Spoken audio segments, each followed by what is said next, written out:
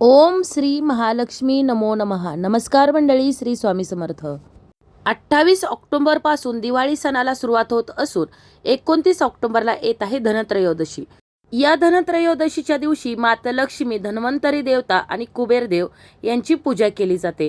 धनत्रयोदशीला अनेक उपाय, सेवा केल्या जातात. तसेच मौल्यवान वस्तू देखील खरेदी करणं अत्यंत शुभ मानलं जातं. असं म्हणतात की धनत्रयोदशीला मौल्यवान वस्तू खरेदी केल्यानं त्यामध्ये अधिक भर पडत जाते.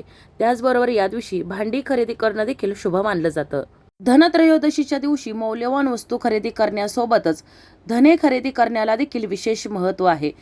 प्रत्येकालाच मौल्यवान वस्तू खरेदी करणं काही जमत नाही. मग त्यांनी या धनत्रयोदशीला जरी धने खरेदी करून आणले आणि त्याची सेवा करून आपल्या घरामध्ये काही ठिकाणी जर हे मुठभर धने ठेवले तर आपल्यावर, आपल्या कुटुंबावर माता लक्ष्मीची नेहमी कृपा राहते आणि आपल्या घरामध्ये माता नेहमी आपल्या घरामध्ये वास्तव्य करते आणि माता लक्ष्मीच्या कृपेने आपल्याला कधीही धनधान्याची कमतरता भासत नाही. आता हे धनत्रयोदशीच्या दिवशी धने खरेदी करून आणून आपल्याला कोणती सेवा करायची आहे आणि घरामध्ये कुठे ठेवायचे आहेत याविषयीची अगदी थोडक्यात पण महत्त्वाची माहिती जाणून घेण्याकरिता व्हिडिओ शेवटपर्यंत पहा. त्याचबरोबर चॅनलवर जे नवीन आहेत त्यांनी चॅनलला सबस्क्राईब करा, जेणेकरून आपले असेच येणारे नवनवीन माहितीमय आणि भक्तिमय व्हिडिओ तुमच्यापर्यंत पोहोचत राहतील. तसेच व्हिडिओ पाहत असताना व्हिडिओला लाईक करायला विसरू नका. असं म्हणतात की दिवाळीचे 5 दिवस माता लक्ष्मी पृथ्वीवर वास करत असते आणि ती प्रत्येक घरामध्ये जात असते आणि म्हणूनच माता लक्ष्मीला आमंत्रित करण्यासाठी आणि माता लक्ष्मीची आपल्यावर कृपा राहण्यासाठी या दिवाळीच्या 5 दिवसांमध्ये अनेक उपाय, अनेक सेवा केल्या जातात. तसाच उपाय धनत्रयोदशीला देखील केला जातो. या धनत्रयोदशीला आपल्याला एक मुठभर धने खरेदी करून आणायचे आहेत. अगदी 5 ते 10 रुपयाचे धने खरेदी करून आणायचे आहेत. एक छोटी वाटी भरेल इतके हे धने असावेत. धने खरेदी करत असताना आपल्याला या धनत्रयोदशीच्या दिवशी सकाळीच खरेदी करायचे आहेत. अगोदर खरेदी केलेले हे धने नसावेत किंवा धने खरेदी करत असताना किडलेले किंवा खराब झालेले, तुटलेले असे धने खरेदी करायचे नाहीत. तर धने खरेदी करत असताना अखंड धने आपल्याला खरेदी करायचे आहेत. या धन्यासोबतच आपल्याला हळद आणि कुंकू देखील खरेदी करायचं आहे आणि हे धनत्रयोदशी दिवशी सकाळी आपल्याला खरेदी करून घरी आणायचं आहे. घरी आणल्यानंतर आपल्याला सर्वप्रथम हे धने एका वाटीमध्ये, हळद एका वाटीमध्ये आणि कुंकू एका वाटीमध्ये घेऊन ज्या ठिकाणी आपण माता लक्ष्मी, धन्वंतरी देवता आणि कुबेर देवता यांची पूजा केलेली आहे तर त्या ठिकाणी त्यांच्या समोर नेऊन ठेवायचं आहे. ठेवल्यानंतर आपल्याला या धन्यामध्ये 1 रुपयाचं नाणं ठेवायचं आहे. आपण जे कुंकू आणलेलं आहे तर त्या कुंकुवाने माता लक्ष्मीच्या मूर्तीला कुंकुमार्चन करायचं आहे. जर तुमच्याकडे मूर्ती नसेल आणि जर प्रतिमा असेल तर मग तुम्ही माता लक्ष्मीच्या प्रतिमेसमोर ही कुंकवाची वाटी ठेवायची आहे. त्यातील कुंकू माता लक्ष्मीच्या कपाळी लावायचं आहे आणि आपल्या स्वतःला, आपल्या कुटुंबातील व्यक्तींना देखील लावायचं आहे. त्यानंतर आता हे जे धने आणलेले आहेत तर ते धने आपण हा उपाय सकाळी करू शकता किंवा संध्याकाळी 6:30 ते 7:30 या दरम्यान करू शकता. 6:30 ते 7:30 या दरम्यान माता लक्ष्मी आपल्या घरामध्ये आगमन करण्याची वेळ असते आणि म्हणूनच या 6:30 ते 7:30 या वेळेत देखील तुम्ही हा उपाय करू शकता. आता आपण हे धने आणि हळदी कुंकू ठेवल्यानंतर सर्वप्रथम माता लक्ष्मी स्वरूप मानून आपल्याला या धन्याची आणि हळदी कुंकवाची पूजा करायची आहे. हळदी कुंकू, अक्षदा, फुलं व्हायची आहेत, धूपदीप दाखवायचा आहे. त्यानंतर माता लक्ष्मी समोर बसून आपल्याला 1 वेळा कनकधारा स्तोत्र, श्री सुक्तमचं पठण करायचं आहे किंवा श्री महालक्ष्मीचं पठण करायचं आहे किंवा श्रवण करायचं आहे. तुम्हाला जे शक्य होईल तर ते करायचं आहे. जर तुम्हाला हे काही शक्य होत नसेल तरी काहीही हरकत नाही. तुम्ही ओम श्री महालक्ष्मी नमो नमः किंवा ओम श्री महालक्ष्मी नमः या मंत्राचा जप 108 वेळा करायचा आहे. तुम्ही कोणतीही सेवा करत असताना ती कशा प्रकारे करता, कोणत्या श्रद्धेने करता हे महत्त्वाचं आहे. तुम्ही मनापासून जर कोणतीही सेवा केली तर त्याचं तुम्हाला फळ प्राप्त होत असतं. म्हणूनच तुम्हाला जरी श्री सुक्तमचं किंवा महालक्ष्मी अष्टकमचं पठण जरी होत नसेल तरी ओम श्री महालक्ष्मी नमो नमः या मंत्राचा 108 वेळा जप करायचा आहे. हे धने, हळदी कुंकू आपल्याला अभिमंत्रित करायचे आहेत. त्यानंतर आपल्याला यातील 1 मुठभर धने घ्यायचे आहेत.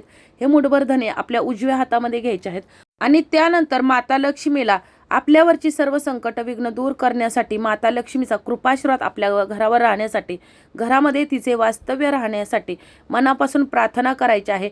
त्यानंतर एक लाल रंगाचं वस्त्र घ्यावं. हे वस्त्र नवीनच असावं आणि याच्यावरती आपल्याला हे जे मुठभर धने घेतलेले आहेत तर हे धने अभिमंत्रित केलेले आहेत तर ते या लाल वस्त्रावरती तुम्हाला कपड्यावरती ठेवायचे आहेत.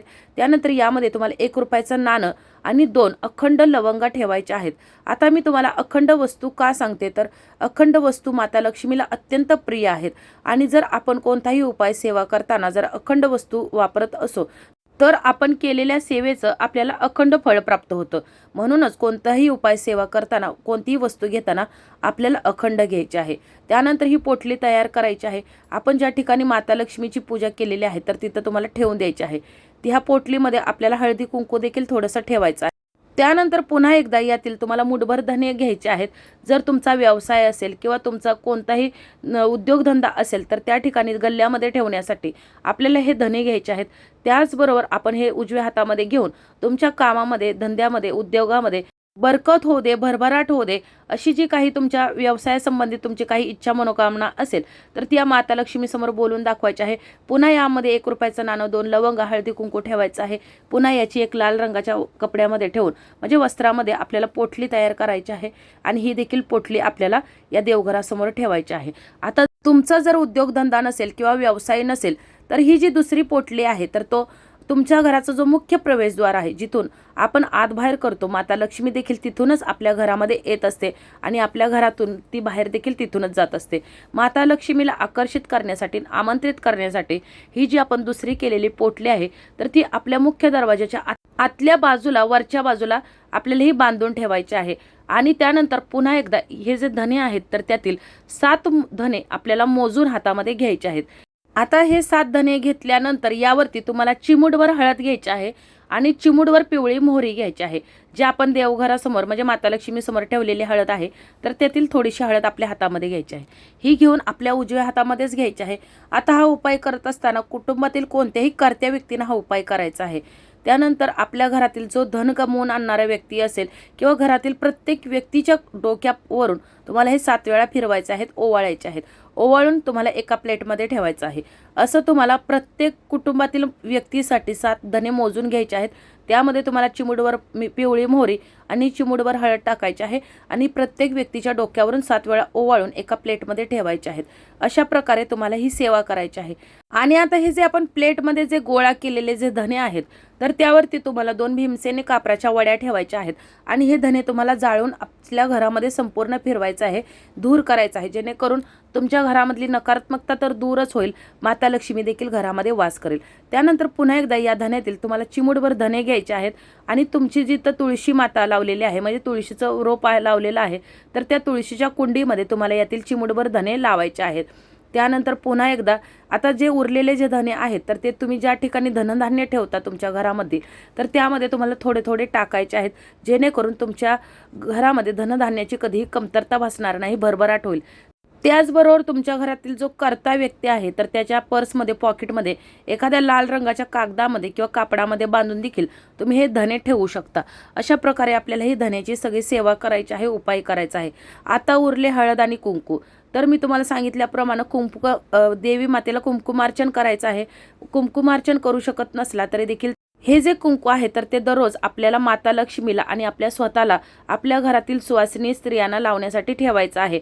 आणि यामध्ये आपल्याला वाढ करत राहायचं आहे. तुळशी मातेला देखील आपल्याला हे कुंकू अर्पण करायचं आहे. त्याचबरोबर आपण जी हळद ठेवलेली आहे तर त्या हळदीचं तुमच्या उंबरट्यावरती ज्या विशिष्ट तिथी असतात, म्हणजेच एकादशी असेल किंवा संकष्टी असेल, पौर्णिमा तिथी असेल किंवा कोणतीही विशिष्ट तिथी असेल तर त्याला तुम्हाला हळदीचं लेपन तुमच्या उंबरट्यावरती करायचं आहे. त्याचबरोबर हळदीनं तुमच्या मुख्य प्रवेशद्वारावर स्वस्तिक काढायचं आहे.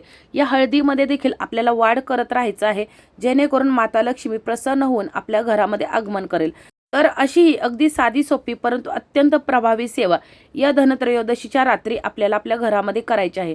त्याचबरोबर आता आपण हे जे धने ठेवलेले आहेत तर त्यातील थोडेसे धने तुम्ही तुमच्या घरामध्ये कुठे पैसा ठेवत असाल किंवा घरातील मुलांजवळ किंवा इतर सर्व व्यक्तींजवळ देखील चिमूट धने जरी ठेवले तरी देखील चालेल, जेणेकरून त्यांच्या कोणत्याही कामामध्ये व्यत्यय येणार नाही. त्यानंतर पुन्हा एकदा या धन्यातील थोडेसे धने आपल्याला घ्यायचे आहेत. या धन्यावरती तुम्हाला 1 ओंजळभर पिवळी मोहरी, 4 तमालपत्र, ती देखील कुठे तुटलेली, किडलेली, फाटलेली नसावीत. त्यावर भीमसेनी कापराच्या 4 ते 5 वड्या ठेवायच्या आहेत आणि त्यावरती तुम्हाला 4 अखंड लवंगा ठेवायच्या आहेत.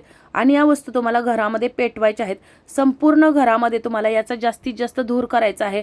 यामध्ये तुम्ही भीमसेनी कापराच्या वड्या आणखी टाकू शकता किंवा थोडेसे धने जरी जास्त टाकले तरी देखील चालतील आणि जास्त धूर करायचा आहे, जेणेकरून तुमच्या घरामध्ये जी नकारात्मकता पसरलेली आहे किंवा घरामध्ये जी दारिद्र्य आहे तर ते दूर होईल आणि या भीमसेनी कापराच्या सुगंधानं माता लक्ष्मी आपल्या घराकडे आकर्षित होईल।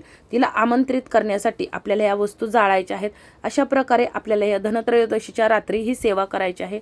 आपण जरी धने सकाळी जरी खरेदी करून आणले असतील तरी देखील हा उपाय आपल्याला संध्याकाळी 6:30 ते 7:30 या वेळेतच करायचा आहे, जेणेकरून माता लक्ष्मी त्यावेळेत पृथ्वीवर वास करत असते आणि आपल्या घरामध्ये आगमन करण्याची तीच वेळ असते।